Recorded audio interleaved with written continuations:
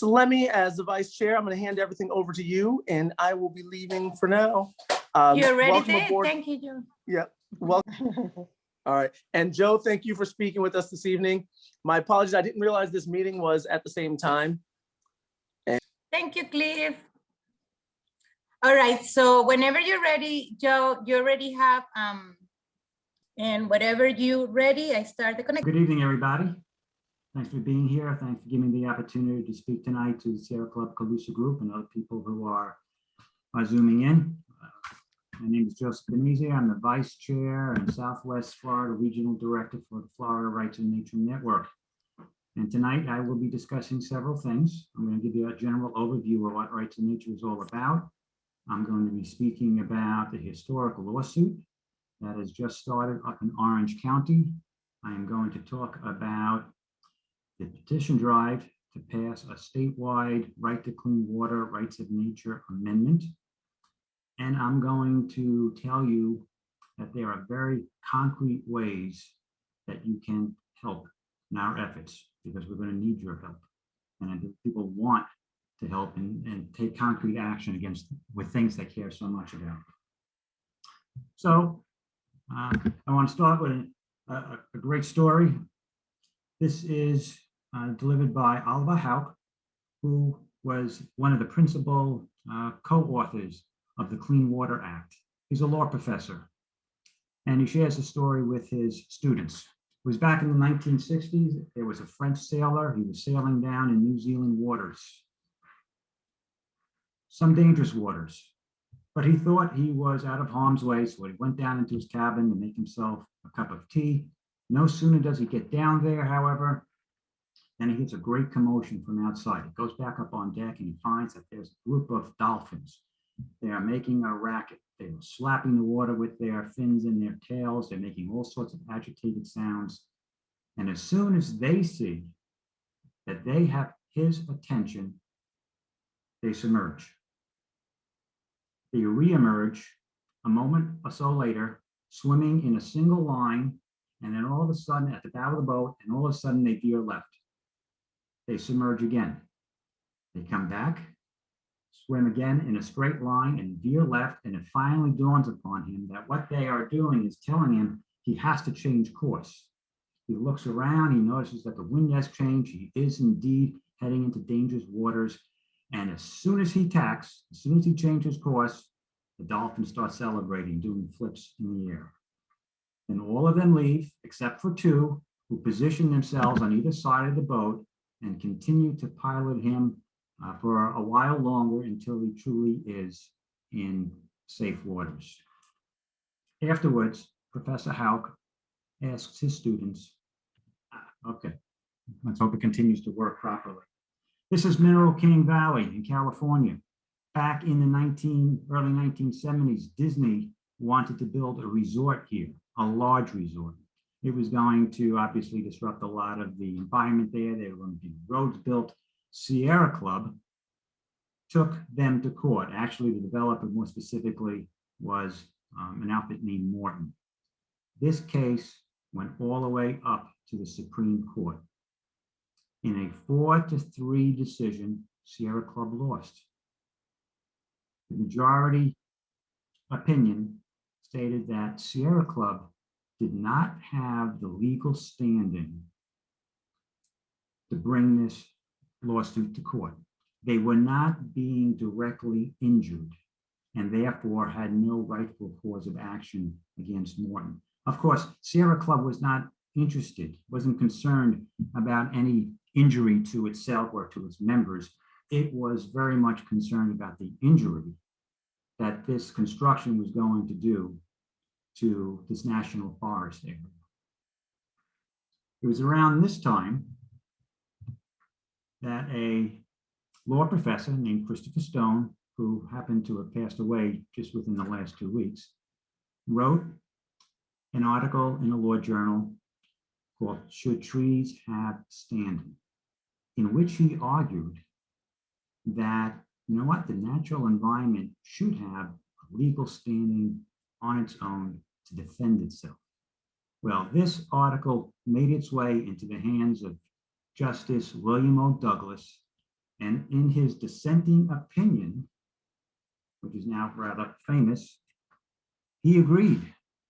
And he said, contemporary public concern for protecting nature's ecological equilibrium should lead to the conferral of standing upon environmental objects to sue for their own preservation. This suit would therefore be more properly labeled as Mineral King versus Morton instead of Sierra Club versus Morton. It is Mineral King that is being directly injured here. He goes on to say that the ordinary corporation is a person for purposes of adjudicatory processes, and so it should be as respects valleys, alpine meadows, rivers, lakes, and he goes on. The river as plaintiff speaks for the ecological unit of life that it is part of. Those people who have a meaningful relation to that body of water must be able to speak for the values which the river represents and which are threatened with destruction. The voice of the inanimate object in the natural world, therefore, should not be stilled. Well, this made headlines. And what happened rights and nature-wise after this? Very, very little. Sort of disappeared for several decades, up until 2006, when a small town in Pennsylvania, Tamaqua, who were trying to defend themselves against the dumping of toxic sludge, passed the rights of nature law. It's the first one in the world. It didn't last, but 2 years later, Ecuador, knowing of the situation, passed the first rights of nature clause in its national constitution. Bolivia passed a law on the rights of Mother Earth 2 years later. In 2014, New Zealand granted a national park legal recognition in its own right. In 2014, the first state constitutional amendment to include a RON law was proposed in Colorado. 4 other states followed suit. Now, none of these had passed, but they were proposed. 2016, Colombia's Constitutional Court ruled that the Rio Atrato possesses rights to protection, conservation, maintenance, and restoration. 2017, New Zealand did it again. It granted another river legal status as an ecosystem. 2017, things are picking up speed. India recognizes the Ganges and Yukon rivers, glaciers, and other ecosystems as legal persons with certain rights. And then something most of you probably heard of back in 2019, made lots of big news, the Lake Erie Bill of Rights. Over 61% of the voters in Toledo, Ohio, turned this into law. Shows the power of the people. Unfortunately, 4 months later, it was ruled unlawful by the Ohio State Legislature at the urging of the Chamber of Commerce. But here in 2020, in Orange County, Florida, 89% of the voters in Orange County passed their Right to Clean Water Charter Amendment. It was also called the Wekiva River and Econlaphatchee River Bill of Rights. It is the largest jurisdiction in the nation to pass such a law. These are the 3 most important aspects of the law that you should know about. 1, the Wekiva River and the Econlaphatchee rivers, portions of which are within the boundaries of Orange County, and all other waters within the boundaries of Orange County have a right to exist, flow, be protected against pollution, and to maintain a healthy ecosystem. Not the right to vote, not the right to bear arms, not the right for assembly, just the rights. Orange County municipalities within Orange County and any other public agency, and all citizens of Orange County shall have standing to bring an action in their own name or in the name of the waters to enforce the provisions of this section of the charter. This is brand new. Aside from those 2 other rights, and rights provide the highest levels of protection under law, individual citizens have the standing to take violators of this law to court in their own name and also in the name of these waterways. And this is what the current lawsuit is all about. But right before I go into that, I just want to touch base about why rights and nature laws are now at the cutting edge of environmental protection. And that is something I think we would all agree with, so I'll go very quickly here. But the system we have now is not working very well. It is not offering the protections that we certainly wanted to protect. There are over 4,000 waterways in Florida. Over half, 2,440, are officially designated as impaired. That means either they are polluted or they suffer flow problems. There are 50,000 tons of phosphorus sitting at the bottom of Lake O feeding algae blooms. And within the last 2 weeks, there was an algae bloom that was 500 square miles sitting on the top of the lake. Red tide has exploded.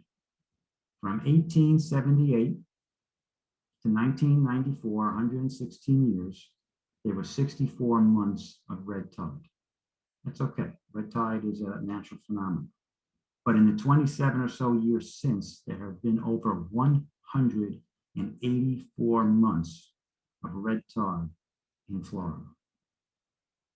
And in the last 50 or so years, when our regulatory system sort of came into existence, this state has issued over 23,000 permits to industry and business and such to pollute the surface waters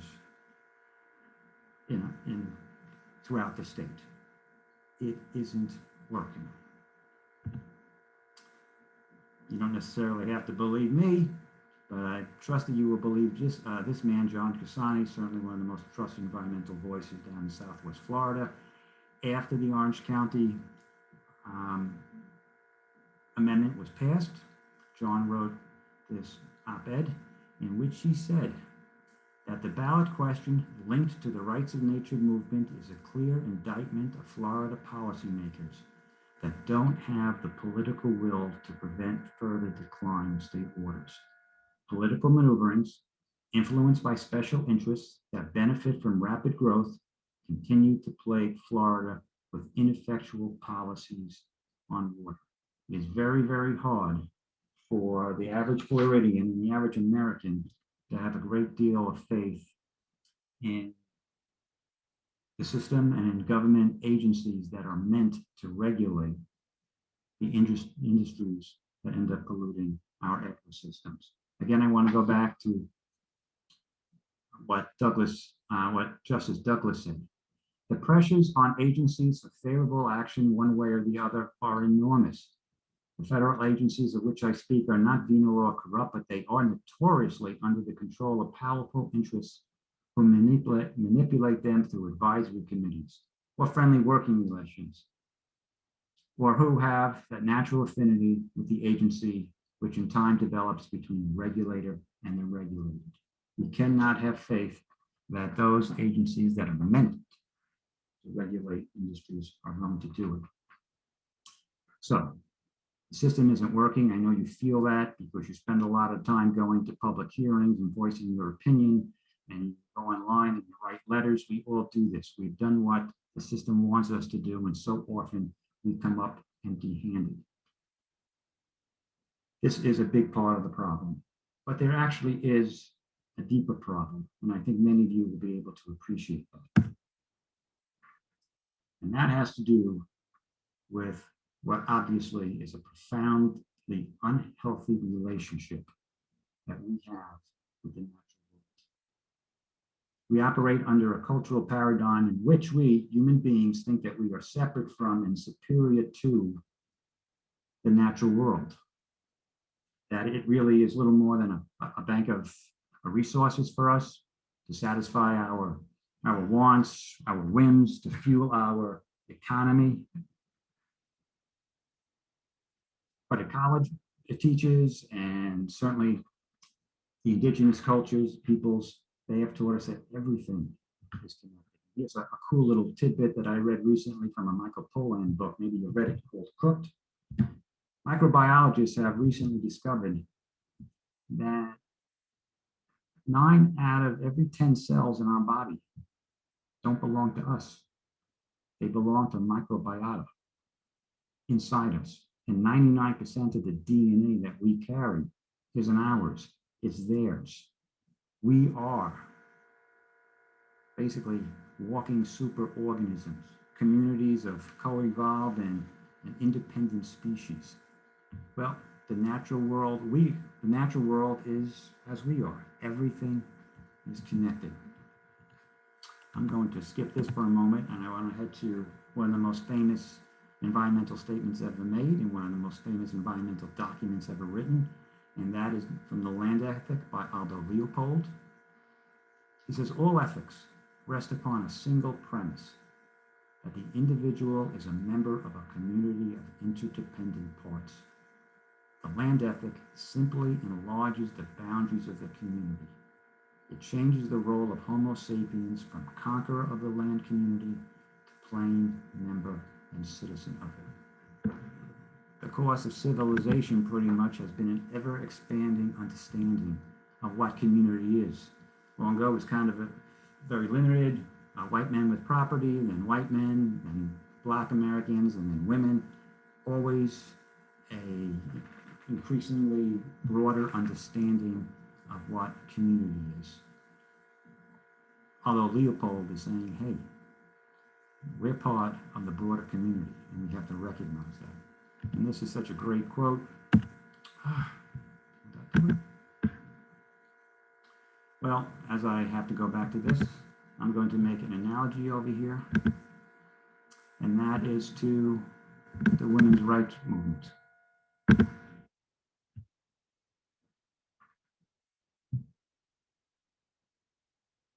Women fought long and hard to win their rights. I think the first women's rights conference was in 1858 or so in Seneca Falls, New York. And things were so bad that they said, you know, we hold these truths to be self-evident, that all men and women are created equal. It took them another 70 years to get the right to vote. And all sorts of crazy arguments were made against giving women rights. Well, the whole point of women's rights was very evidently to correct what was a profoundly unhealthy relationship between men and women at that time. And it wasn't women who had to learn what their proper relation was to men. It was men who had to learn what their proper relation was to women. So it is with us. Rights, the whole point of rights of nature is to correct this unhealthy relationship. Instill rights of nature laws, and they will compel us to live within nature's limitations and laws. It will compel us to live sustainably in a healthy balance with the natural world. That is the ultimate goal and efficacy of rights of nature. So, that's a great quote. I like the guy's last name. He is an Australian philosopher. Humanity's task now is to resituate non-humans in the ethical. We have to start treating the natural world ethically, and to resituate humans in the ecological. We have to see ourselves as being part of that broader community. So, the effectiveness of rights and nature laws. This is a very compelling photo. Let me tell you what you're looking at. This is a map of Pennsylvania. And all those dots, well, let me see. The purple dots represent wells and proposed locations for fracking. The green dots represent compressor stations. The yellow dots represent all of the violations of the regulations of these fracking activities. Violations of these regulations that were meant to protect people and the environment. Down in the lower right-hand corner, that man's name is Doug Shields. He's a former Pittsburgh City Council person, and he is pointing to this area right over here, this empty spot. That's Pittsburgh. Back in 2010, Pittsburgh concerned that fracking was encroaching ever more fully into its boundaries, passed a rights of nature law. It was never contested, and to this day, there's no fracking within city limits. That is the efficacy of rights of nature laws, and it's that which scares the industry so much. So, here, now we can start talking about the lawsuit and see how this is going to do a similar thing up in Orange County. Shortly after the amendment was passed, a developer asked and got a permit from the Florida DEP to develop in wetlands. After all that we have learned about wetlands, about how precious they are, how valuable they are, how we have lost so much of them already, 9.3 million acres here in Florida, we still want to build on wetlands. So, an Orange County citizen, Chuck O'Neill, with the rights granted to him by the Orange County Amendment, took the developer and the DEP to court for violating his rights and also the rights of the waterways. This is right out of the lawsuit. Plaintiff, that's Chuck O'Neill, seeks declaratory and injunctive relief, specifically declarations that defendant Beachline's proposed Meridian Parks remainder development violates Section 704.1.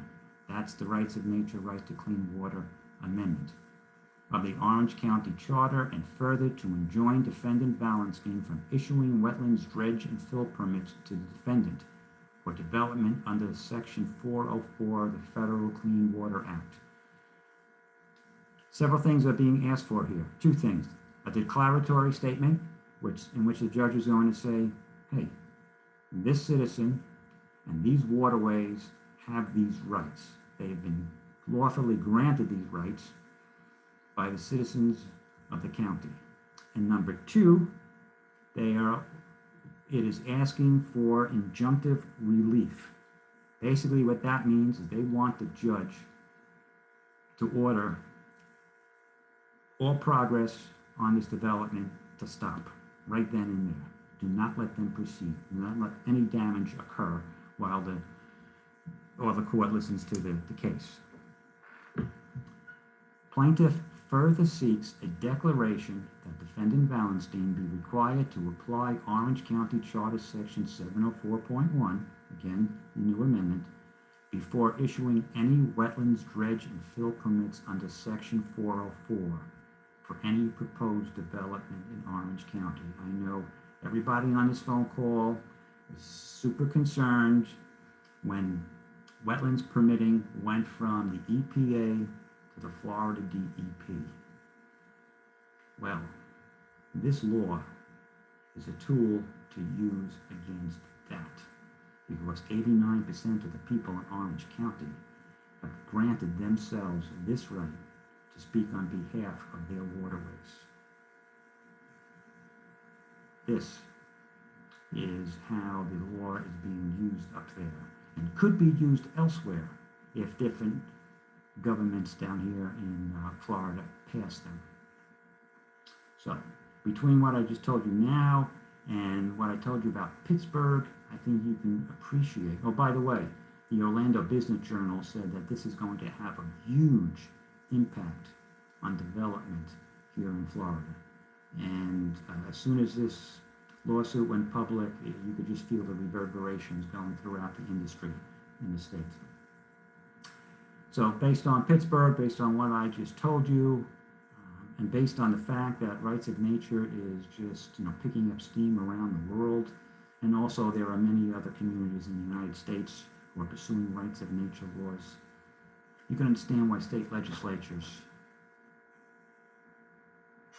are very much concerned, not for us, not for the natural world, but for some of the corporate interests who put pressure upon them.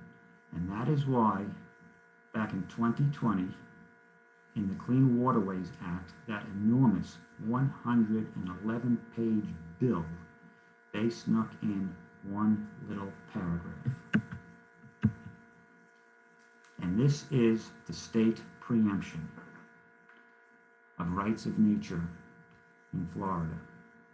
A local government regulation, ordinance, code, rule, comprehensive plan, charter, or any other provision of law may not recognize or grant any legal right to a plant, an animal, a body of water, or any other part of the natural environment that is not a person or political subdivision as defined in 1.01, somewhere in the state law. That's it. Nothing in nature can have rights. There is very much a home rule issue here. If a local municipality, through its local government, thinks they need a higher level of environmental protection than the state is offering and providing, and who is the state legislature to come in and say that they do not have the authority to pass such environmental laws? You know what I'm talking about? Such as in Coral Gables, where those people thought it made a lot of sense to ban single-use plastic bags. The state said, no, you can't do that. Down in Key West, where those folks said it made sense to put a ban on certain sunscreens that damage their coral reefs. Well, the state said, nope, you can't do that. And here, with rights of nature, they said the same thing. And I'm pretty darn sure that this past legislative session, they were trying to do the same thing regarding fracking. I think it was Senate Bill 856. They wanted to take any authority over regulating or stopping, permitting, whatever, fracking away from local authorities. So the developer in that Orange County case is going to use this preemption to say that Orange County doesn't have the authority to stop them from developing. Well, that is going to take quite a while to argue in the courts. But there is a way around it. There is a way to preempt the preemption, and it is a power that the people of Florida have. In fact, I think one of the first things in the Florida Constitution says, all power resides in the people. Well, there is now a statewide effort to get on the 2022 ballot an amendment very much like the Orange County Amendment. It's a right to clean water amendment. It also grants rights to nature. This is exactly what it says. First, every Floridian has a right to clean water. Next, it names a whole bunch of iconic waterways such as the Everglades, the Florida Springs, Indian River Lagoon. Florida waters, all Florida waters have a right to clean water, and that right shall include the rights of those waters to exist, flow, be free from pollution, and maintain a healthy ecosystem. Once that becomes part of the state constitution, once it becomes the law of the land, the state legislature cannot prevent it from happening. Any resident, and this gets us back to the original case, Sierra Club versus Morton, and Justice Douglas's dissenting opinion, any resident, non-governmental organization, or government entity of this state shall have standing to enforce and defend the rights secured by this section in any court possessing proper jurisdiction.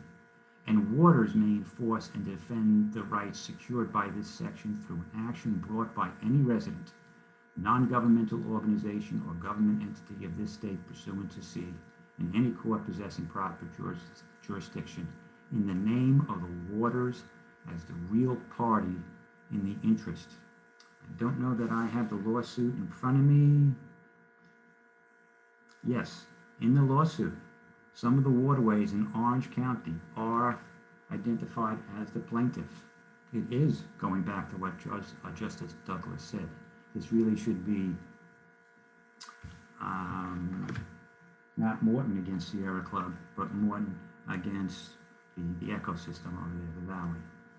And down on the bottom, very important, any Florida county, city, and town may enact local laws providing additional protections for clean water, provided that those local laws do not establish standards and requirements that are lower or less stringent than those imposed by this section or by state law. The preemption that was passed in 2020, we believe, is unconstitutional because it sets a ceiling of environmental protections. It says local governments, you cannot pass higher levels of protection.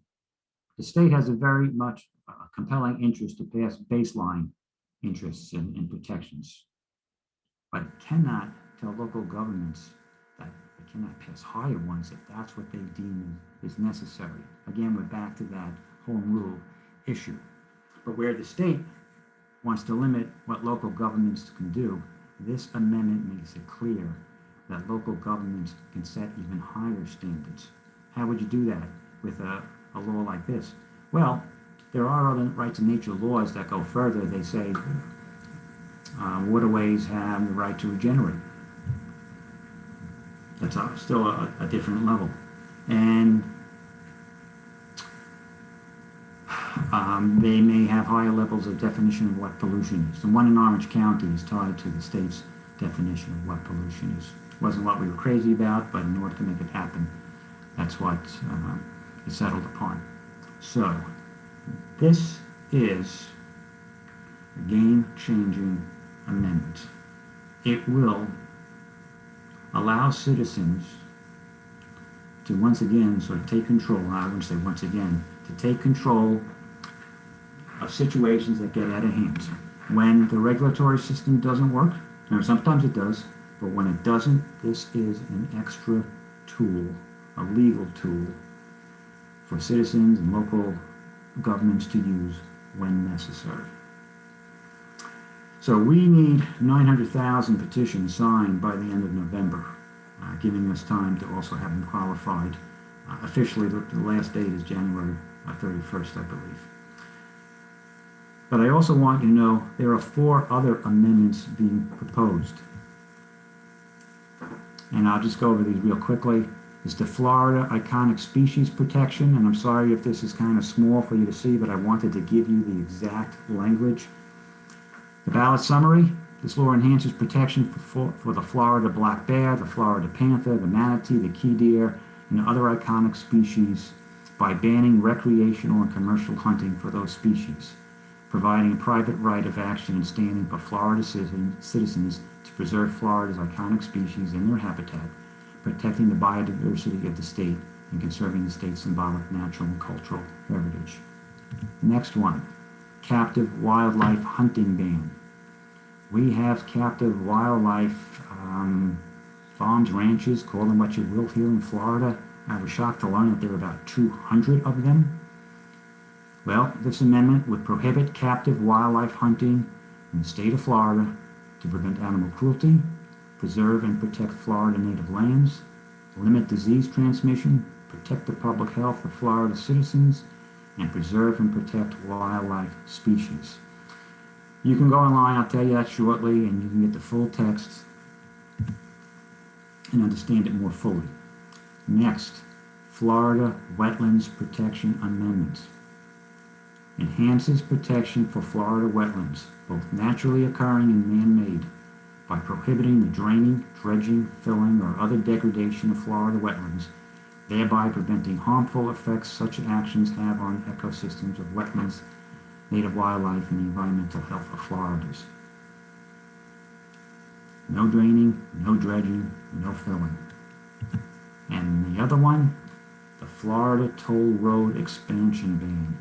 It prohibits the construction or expansion of toll roads on conservation and rural lands because they destroy natural systems, divide wildlife corridors, and place an increased burden on working families with excessive expenses, decreasing the quality of life for all fluorine. So those are the 4 additional amendments to the Right to Clean Water Rights of Nature Amendment. So, back in 2019, Lee County Rights of Nature held an event at Broadway Palm. It was a couple hours long. We had 100 or so people. We got them all juiced about rights of nature. And then we let them down. They were a little ticked off because there wasn't anything for them to do. What can we do? You have petitions? What do you mean you don't have petitions? Well, now there are very, very concrete things to do. And we need you to help us on this. Number 1, sign the petitions. We ask that you sign all 5, but you don't have to. You sign the ones that you want. Have your family, your friends, colleagues, acquaintances sign the petitions. Again, we need 900,000 of them. Please share the fl5.org website on your social media platforms. That's where you go to get the petitions. When you go to that site, you'll also have the opportunity to become a Right to Clean Water ambassador, to go out writing on behalf of the amendment, talking on behalf of the effort. If you like what you hear, recommend a Right to Clean Water speaker for other organizations that you might belong to. Donate money. We do not have $1 million to run the campaigns, certainly that the adversaries are going to be spending. But we need whatever you can get, and you can do that at FRON.org, that's Florida Rights of Nature Network.org. And lastly, and it's what I'm asking for Calusa Sierra Club, officially endorse the Right to Clean Water Amendment. Let your members know that this is something that you support. I know that statewide it's getting a lot of interest. I believe that one of the chapters up north of us wrote to Sierra Club National, and they were given permission to endorse individually. So that is an option available to you folks as well. Keep Florida alive, sign all 5 at fl5.org. Okay, so I just did 40 minutes of talking. I am going to stop right there and open it up to questions. I'll answer as many questions as I can. If I can't, I'll get you answers and get back to you. Thank you for everything you just presented there, Joe. So now, the Florida Rights of Nature has already been successfully passed in Ohio or Pennsylvania? Well, there is a town in Pennsylvania, Grant Township. They passed a Rights of Nature law back in 2014, and that has been in the courts since then. They thought they won in 2020, but then the energy company sued them a second time. In Ohio, the Lake Erie Bill of Rights was deemed unlawful by a judge. That was because they were trying to make a right for the entire lake, when really they only have a little part of it. So I think it was deemed unlawful for those reasons. All right. Other questions? Yeah, this is Sue. I have a question. No, Sue. The messaging on the amendment, I want your thoughts on sort of the message of people have a right to clean water versus the river has a right to be clean. Okay, well, right now, I see some analogies to some other messaging that did not work out very well, and I just want to hear your thoughts. well, right now, I know I'm talking to friends. I'm talking to people who I think immediately the idea of rights of nature resonates with. When we get into like sort of full campaign mode and we're talking to the general public, the main message is it's all about the right to clean water. Orange County residents have the right to clean water. You don't. Why do you need it? Because your health and our economy is dependent upon clean water. The system right now is not delivering, and we need to fix it. This is The reason I bring this up is I'm already seeing press from right-wing sources that are pushing the tree hugger theory of we are promoting rights for waterways to sue clams and that sort of thing, kind of the ridiculous.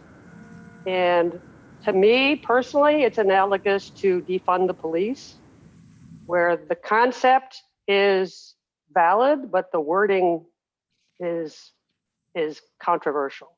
Right. So my only point here is that I personally think that we should develop our messaging soon, early, very early, in terms of the right to clean water implicitly for people. And then beyond that, people can sue to protect waterways. My 2 cents. Okay. Be confident that the main emphasis is going to be on the right to clean water. Okay. Our answer, at least my answer, to accusations such as what you just said, some of those ridiculous things, 89% of Orange County voters didn't buy that. Right. Yeah. Not yet. You're insulting people's intelligence with arguments like that. Okay. Good. Other questions? Joe, you are such a good spokesperson for this. Thank you, Rhonda. I wanted to know, it's kind of the same question as Sue. I used to work on citizen suits, and I've been a member for standing in some legal battles. And I'm a little unclear about the legalities. I'm a little unclear about the right of nature versus the right to nature, in this case, clean water. I don't know how to, I guess maybe I didn't understand your answer to Sue. Would you be able to, like when people ask us this question, if we're gathering signatures, because the right to clean water is the right of a human. Correct. Or maybe I guess to a plant or to a fish, I guess, right? Mm-hmm. So that's the difference. It's a matter of the right to clean water is the right of there are two aspects. Humans. There are two rights being given here, Rhonda. It is the right of humans to clean water, and it is the right of waterways to exist, flow, be free of pollution, and maintain a healthy ecosystem. That's part of the law.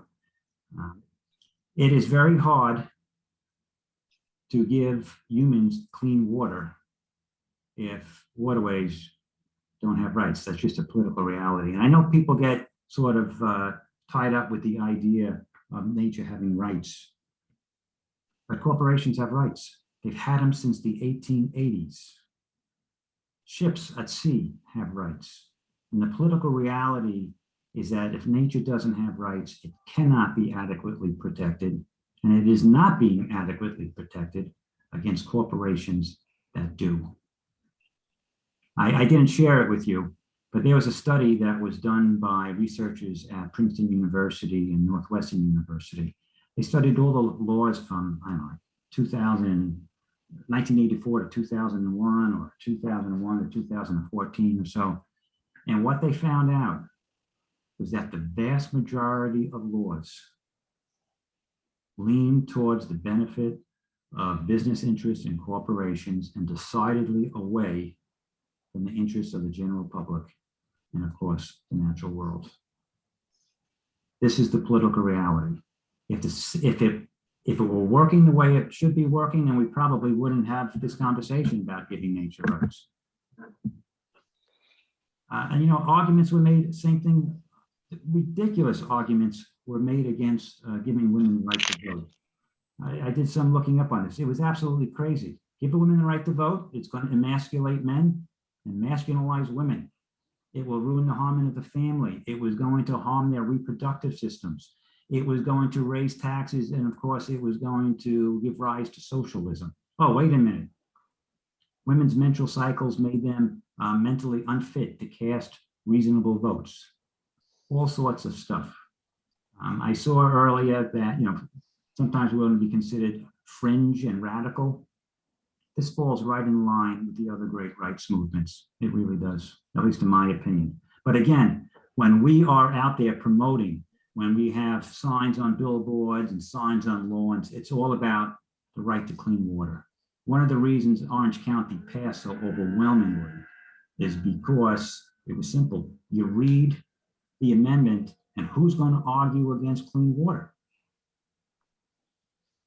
Everybody, whatever their political suasion, whatever their age was, their ethnic background, almost everybody was for this. Sue? Yeah, I guess I'm still on this topic, and maybe to play devil's advocate, what would happen if the amendment only contained the wording about the right of people to clean water and did not contain the wording about the rights of the waterways to exist? How would that change the actual implementation of this? Well, you would have to, Chuck O'Neill, the plaintiff in the Orange County case, would have had to have been personally injured by pollution to any of those waterways. Okay, so he'd have to have independent standing on the issue at hand. It goes back to that seminal case back in the early 70s, and what Justice Gonzalez said. I don't. To me, as soon as I learned about rights of nature, and it was only a couple of years ago, it made absolutely perfect sense to me. I think the vast majority of people, certainly in environmental groups, feel that way. Just as a comment, I've been following this since about the time that you started, and it didn't make sense to me until the wording was added that people have the right to clean water. The initial wording was ecosystems have the right to be pollution free. And quite honestly, I didn't think that had a snowball's chance in where to get passed when individual people have civil rights issues right now that nobody's addressing. So I do think that putting the plaintiff as a human changes the interpretation of this. And I think the enemies of this are going to go after it really hard in Florida because they're powerful and they're seeing their money disappear with this. And they're going to hammer us on the 1970s tree hugger hippie thing, that this is just some goofy thing that, and who, it's not that it's true, it's just that I think that's where we need to be protecting. We need to be proactive in keeping that from happening. Joe, I've got a question for you. This is Warren. Warren. Hey there, how's it going, Joe?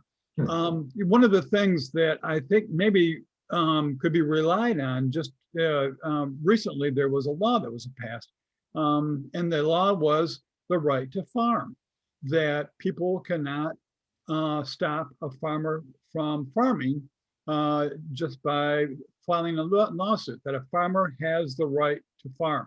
Well, if we turn that around to our perspective, we have the right to have a clean environment, or we have the right to clean water. So maybe there's a way in which the law that was just passed for being able to farm can be twisted into, I shouldn't say twisted, but converted into the right for nature, the right to have nature, the right to be able to deal with nature. I'm not sure that the courts are going to be able to justify having an entity or a name like nature have personal standings in court. So I think that's going to maybe be a failure. But if we can establish the fact that we as humans have the right to that clean nature, or nature as it should be, or water as it should be, I think that might work a little bit better. What do you think? Well, I think that Orange County voters made a law. And it is Orange County. It's a very urban county. maybe our guest from Orange County has a thought about that. Sorry, Lee, sorry to put you on the spot there, but I'm sure you have something Hi. really, really great to say. Hi, everyone. I'm Lee Perry. I am the senior aide to Commissioner Wilson, who worked with the League of Women Voters and worked with Chuck O'Neill on writing some of the language for this amendment. And I'm not a lawyer. Sorry if you hear any noise. I'm fostering a very sick dog right now in the background, so he's very expressive. I mean, I'm just soaking all this in because I think the conversation is going in a really good direction. So I just want to make sure that you all know that I'm definitely here to connect you to Commissioner Wilson and to connect you to any resources and information that the county has. I have some thoughts and ideas on how to kind of expedite some of these initiatives and get people to come to the table and to activate and engage. But yeah, I'm here. So was there a specific question for me? I actually have a question for you. Were you around, or was Commissioner Wilson around for the Floridians for Solar Choice ballot amendment? Yeah. I was working with Chris Castro, the Director of Sustainability for the City of Orlando. Oh, he's no slouch. Yeah, he and I created Ideas for Us, an organization that started back in 2008, and we're still working together on that. I'm now the vice president of the board, and he's the president of the board. Well, a lot of us were gathering signatures on that petition at the time, and it was so hopeful. And when the investor-owned utilities came in and scooped us, I saw something very interesting happen. It's not unlike, can you guys hear me okay? Because I'm on my headphones. Yeah, Yes. okay. We, environmentalists, progressive, liberals, possibly Democrats, tend to have very complicated rhetoric. We ask questions like this, right, Sue? Mm-hmm. We ask questions like this. What the investor and utility signature gatherers did, and the way they scooped us so neatly, was they just walked up to people and asked them, had they yet signed the solar amendment or the solar ballot petition?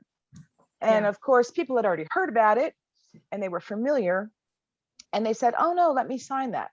They were just really willing. They didn't try to sell them. There was not a hard sell the minute the word solar was in something. And I think, because I know logistically we have a really heavy lift here because of the new restrictions on constitutional ballot petitions, I think if the simpler, the better, especially for the completely overwhelmed public